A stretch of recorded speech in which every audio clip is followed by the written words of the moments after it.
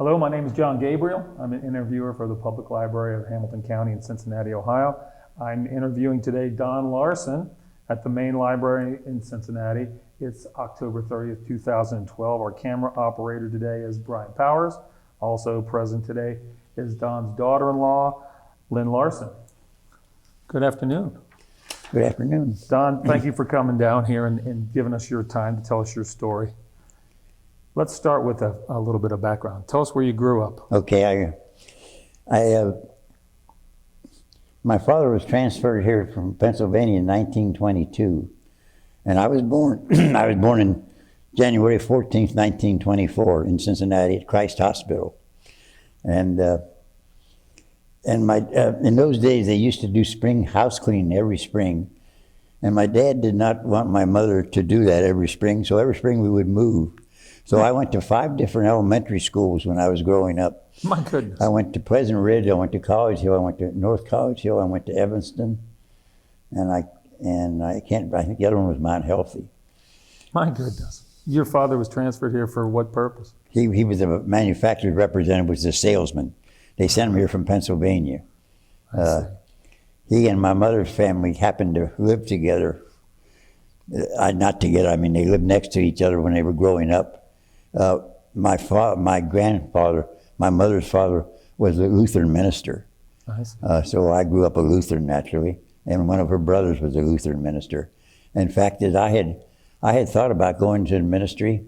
I got out of the Army in March of '46, and I started school in September, got married in October to a guy. She's the only guy I had ever dated. We started going together when we were in the 7th grade. My goodness. And so I played basketball. I was on UC on my basketball scholarship. And so the coach wanted me to play again, but I told him I had messed up my knee and I didn't think I could. But actually, the reason I didn't play, she said, "Hon, you've been gone long enough. I don't want you going away for 3 and 4 days at a time again. So why don't you just give up basketball? You can play AAU ball," which I did. So I played AAU ball. And rather than going to the ministry, she and I decided ministers weren't making enough money in those days, so I decided to go into business. So I majored in business. I have a major in marketing. I specialized in marketing research. And one of the first jobs I had, I became a good friend of the market research professor at Miami University, and he got me a job at WLWT. So I was the research director when Ruth Lyons was there. And I worked there for several years, and then I got such a good offer at Blue Cross, I moved over and started to work for Blue Cross, and that was in 1957, and I retired from there in June of 1984. Wow. So I worked for them for a little over 27 years. And because of that, I had probably the greatest benefits anybody could have as far as hospitalization is concerned. And I do not pay for any of it. It's all paid for me. And in 2006, I was down in South Carolina, and they fused 4 of my vertebrae. And the hospital bill was $206,000, and it only cost me $19.92. And my daughter said to me, she said, "Dad, I know you could fill out a couple pieces of paper and you wouldn't have to pay the $19. But she said, "Why don't you just pay the $19?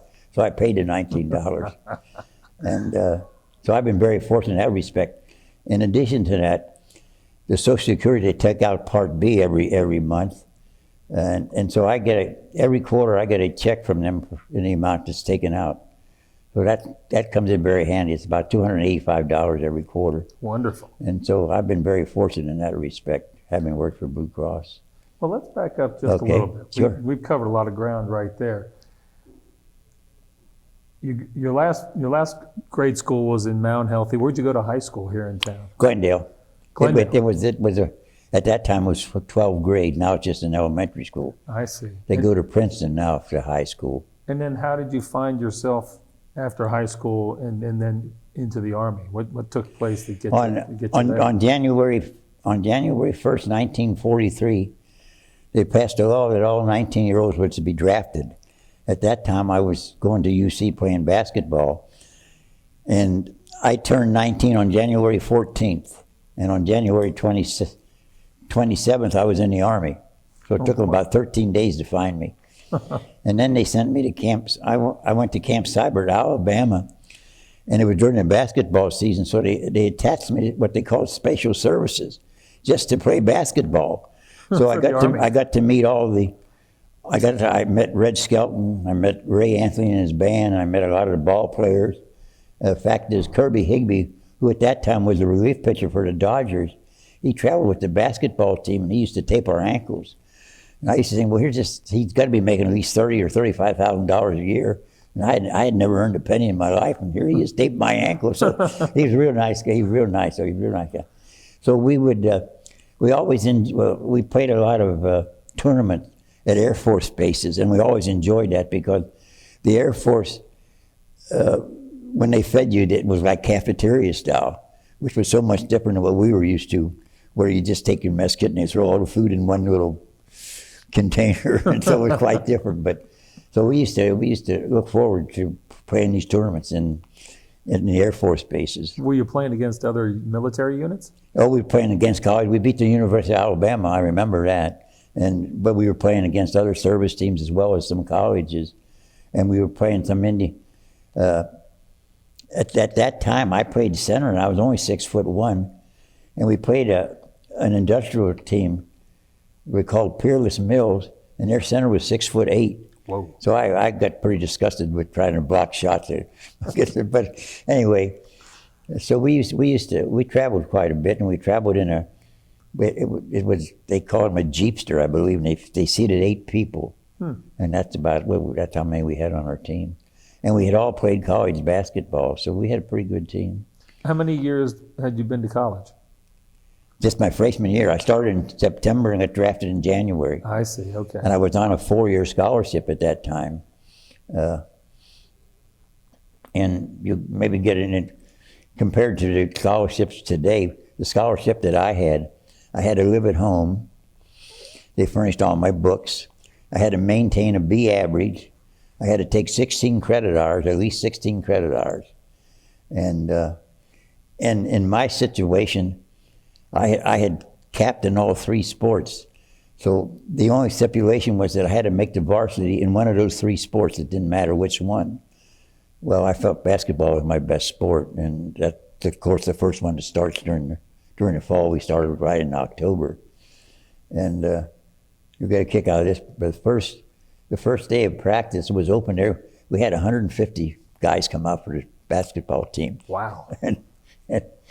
And we didn't see a basketball for the first 2 weeks. All we did was go up and down the floor dribbling a basketball in the duck walk, and about half of them quit. And the coach said to me, he said, "Don, you don't have to do this. You're on a scholarship. You don't have to do this." I said, "Well, I'm going to do it. Everybody else is doing it. I'm going to do it." And so about half of them quit at that time. And there was another individual from Beechwood in Kentucky who was a good basketball player.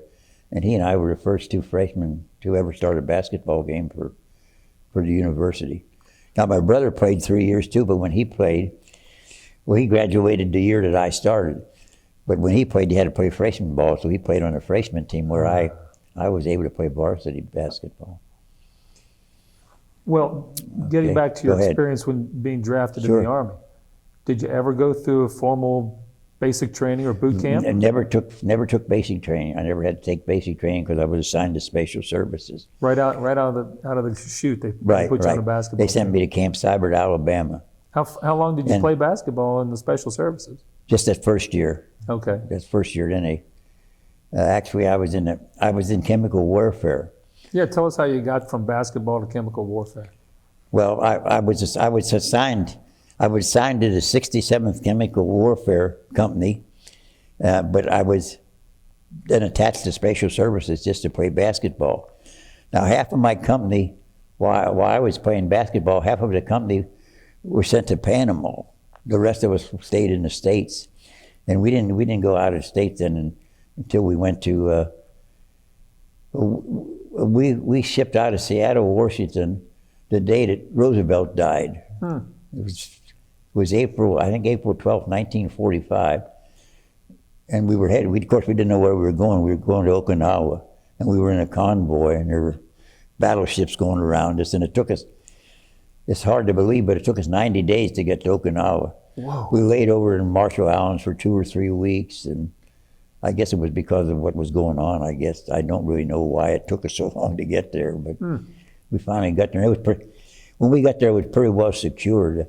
And actually, basically what we were doing, which I just hated to do, we had flamethrowers. They probably weighed about 50 pounds, and we would go into the caves with these flamethrowers and try to flush your poor Japanese soldiers out with these flamethrowers. And I hated that job because it was terrible. Oh man! So let's back up just Sure. a smidge there. You get to Okinawa. Where did you do the training to learn how to shoot the flamethrowers? We stopped in Hawaiian Islands. We spent 6 weeks practicing landing and using the flamethrower. I see. We had 6 weeks of training before we left for Okinawa. Well, from everything I've read, the fellas carrying the flamethrowers were a hot target for the enemy. Well, I was in a smoke generating company, and the way it was set up, we were supposed to go in when they invaded Japan. We were supposed to go in front of Marines and lay down a smoke screen for them. So my daughter, who happened to be a school teacher, said, "Dad, when I used to read that one paragraph, it says they were going to invade Japan in 1945. She said, I always got the chills because I figured I wouldn't be teaching school if you'd had gone in front of Marines. You probably wouldn't have made it." Yeah, right. So a lot of people were very upset about Truman dropping the bomb, but I was never upset about that. I was glad that happened. It could have saved a lot of lives as far as I was concerned. No question about it. So when you got to Okinawa, did they rush you right off the ship and bring you to the front lines? No, it was pretty well secured when we landed there. Okay. And Did you ever have to fire your weapons in combat? no. Okay.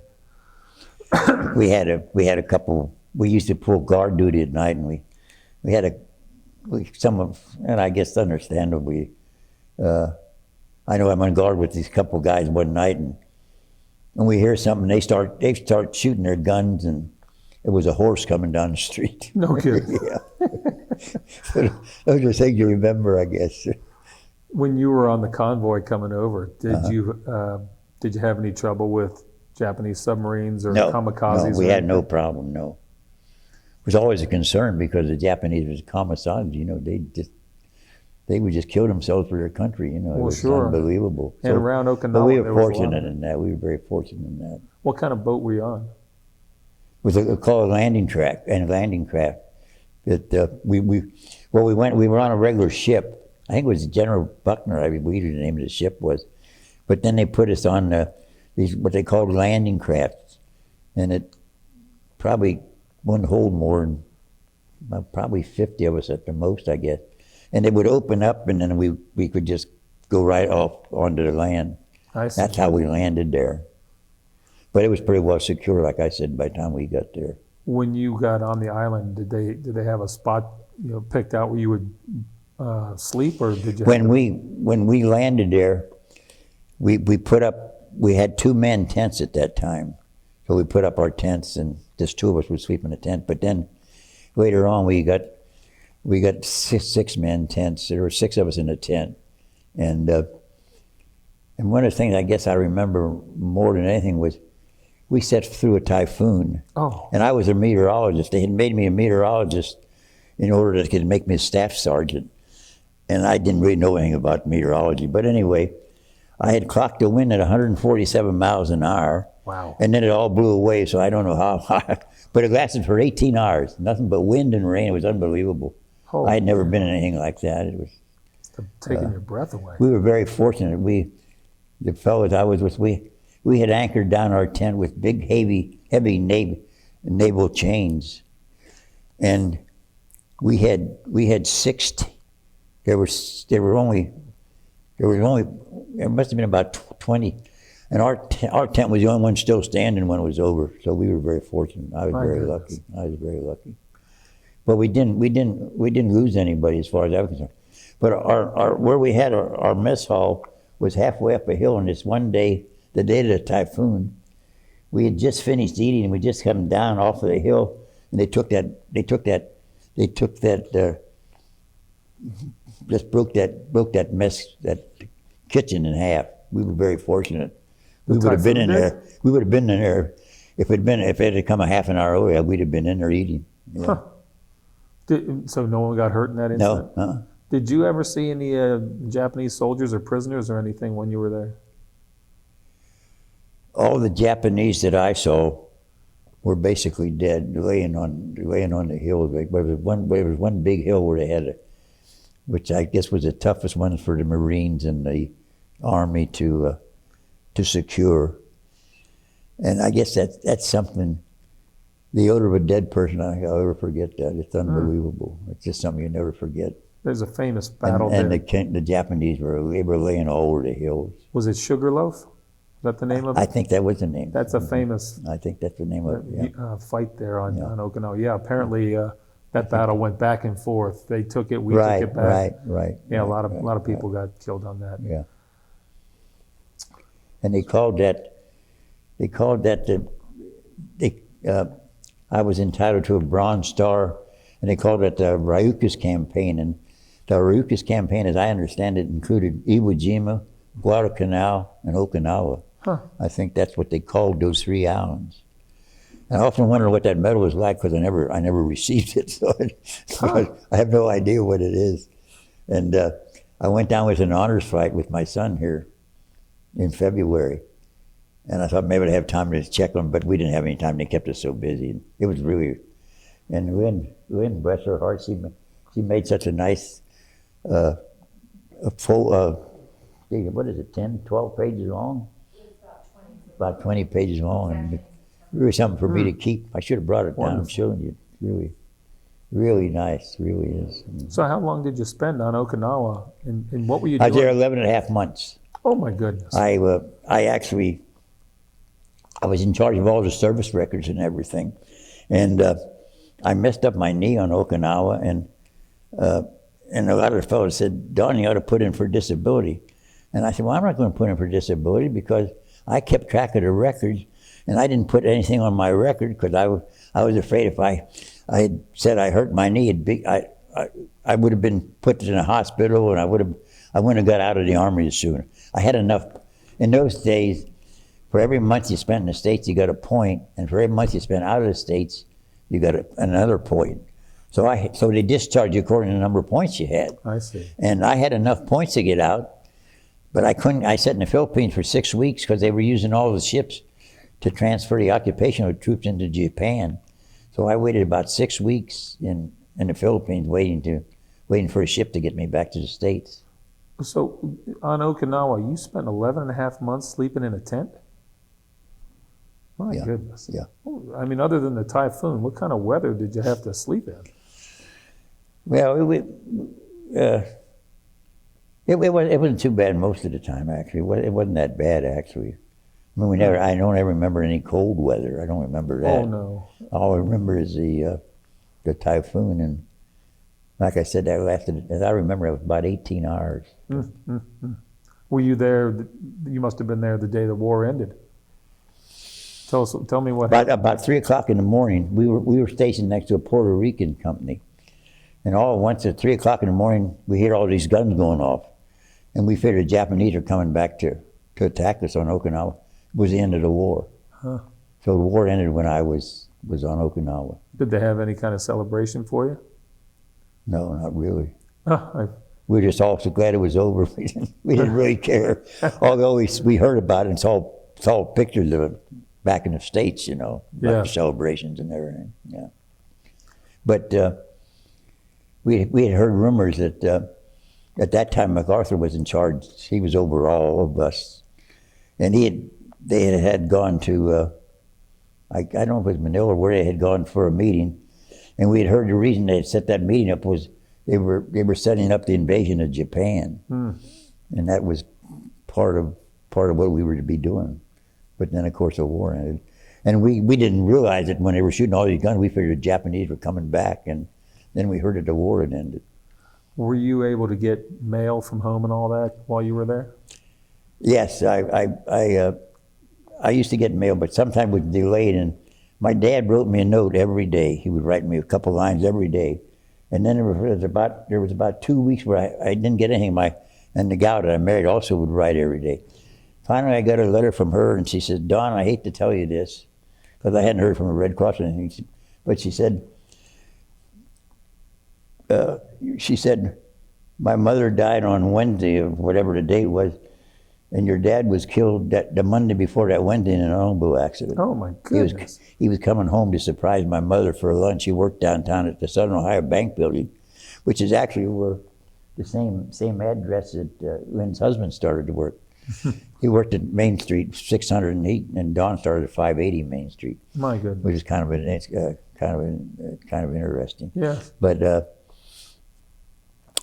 so I never had much use for the Red Cross. I shouldn't say that because I didn't hear from them. I actually, the only way I found out was from my girlfriend writing me that letter, telling me my dad had been killed, and her mother had died the Wednesday after, and my dad had gone in to visit her, like the week before he was killed, and he said to her, I'll tell you one thing, you're going to outlive me. Can you believe that? He was killed 2 days before she died. Oh, my goodness. Unbelievable. Well, that must have been a shock for you. Yeah, it really was. Did they allow you to come home? No. No. No. My goodness, that's terrible. No. I thought That's what I heard. I didn't hear it from a Red Cross or anything. I just heard in that letter from the gal I married when I came back. Well, what day did you leave Okinawa? You know, I don't remember the day. The discharge from Camp Atterbury, and we were probably 5 days from Frisco on a troop train, and I don't know how long it took us. Probably took us 4. Let's see. I get discharged March the 4th. I would imagine it would have been probably in the middle of February or early March when I left Okinawa. And they took you right from there to the Took me right to the Philippines? to Frisco, and then we went on a troop train and went right to Camp Atterbury where I was discharged. Oh, I was skipping back to the Philippines you mentioned earlier. Yeah, Where on the Philippines did you spend your time? Manila. What was there to do there? The war, I assume, We didn't was do over. anything. We just sat there waiting. No kidding. Yeah, we didn't train or anything. We were all finished. I see. Was there a bunch of you waiting? There wasn't that many. But like I said, it was basically we were being discharged on points. I happened to be with a bunch. We all had enough points, but we couldn't get out because they were using the ships to take the troops up to occupy Japan. So I don't remember too much. I don't remember too much about the Philippines. I don't really remember too much about them. Well, going back to your knee injury, did that prevent you from playing basketball anymore? No. I played AAU ball, but the gal I married, she said, you're not going to play basketball at the university. Okay. Because you'd be gone too long. You can play AAU ball because you don't play on the weekends. When you came back, did you go right back to the University of Cincinnati? I got discharged in March. Started school in September, and we got married in October. And that's when, of course, the basketball. 1946? Right. And that's when, and I took what they call it's a 5-year course. It's a 5-year course, a co-op course. You go to school 7 weeks and you work 10 weeks. Because I was a veteran, I could do it in 4 years. My brother had to do it in 5 years because he never served in any service. So he took him 5 years to get through school and took me 4 years. We were on what they call an accelerated class, accelerated program. And go to school 7 weeks and work 10 weeks. You did that the year round. I see. So after you got out of UC, it would have been around 1950? Yeah, right. Did you have to serve in the military reserves for any reason? No, I didn't sign up for the reserves. Of course, they wanted us to, but I think most of us said no thanks. Right. I think so. And actually, her dad graduated the same year I did from UC. Son of a gun. Yeah. Which I didn't, of course, I didn't know him. Okay, so we're up to 1950 now. Right. Is that when you began your career in marketing research? No, I I first started at Trailmobile. I worked in the credit department, pricing invoices and things. And then this professor got me the job at WLWT. And I was only there about 6 months when well, maybe too long. Anyway, I started to work for Blue Cross.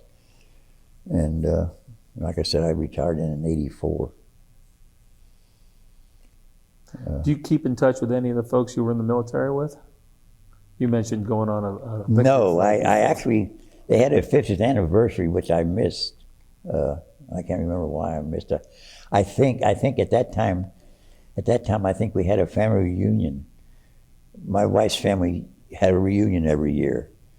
And I think there was a conflict there, so we went to her family reunion rather than go to the Army reunion. So I missed that. So I know I kept in contact with one of he was an attorney and before he went into service, but I haven't contacted him for, no, I can't remember how long it's been. It's been quite a while. So I really haven't heard from any of them. I see. Well, tell us when your daughter arrived on the scene. You mentioned her Becky, a little while ago. Right, Becky. Becky was born in February 13th. She was born in. Let's see. I'm trying to think of the year. I can't remember. She was born in six. She's 61. She was 61 in February. So I guess she was born in 50. And then Lynn's husband was born in 51. And then his brother Greg, the youngest one, was born. The boys are 13 months apart, and the three of them are 30 months apart. So Ruth had her hands full when they were growing up. Oh, and how? I remember one time, you'll get a kick out of this. One time, I was babysitting the three of them. At that time, I think Dawn was about 2 years old. And I was reading or something in the living room, and I come in the kitchen, and he's got Crisco all over his body. And I can't pick him up because I keep losing him. Every time I pick him up, I never forget that. And, but they've done very well. All three of them done very well. So That's wonderful. mostly because of their mother, she kept on top of them all the time. She was the one that took control and was did all the. I was a nice guy, you know, but Mom she'd get all the credit for their well-being. They've all done very well for them. Actually, the one daughter, she taught school for 25 years. Now she's a nurse. She works in a psychiatric hospital and just really, really likes it. Wonderful. And then the other son has a toy store up in Columbus, Ohio. He's had that since '81. Wow. And they do over $1 million worth of sales a year, or they did. I assume it. But he got up for sale now. And he's hoping. I think they didn't they make an offer down at Litchfield? Did they make an offer down there? No. Or I don't know what they're going to do. I don't know what they're going to do. I'm not sure what they're going to do. The one in Columbus, the one that had the toy store up there. Well, we've covered a lot of ground here, a lot of years there. Is there anything else that you want to talk about? Your military career, your basketball career, anything else before we wrap this up? I think we pretty well covered most, about everything I can think about. Wonderful. That I remember. Well, thanks for your time and for your service and for sharing a wonderful story with us. You're welcome. You're welcome. Thank you. You're Thank welcome, you. sir.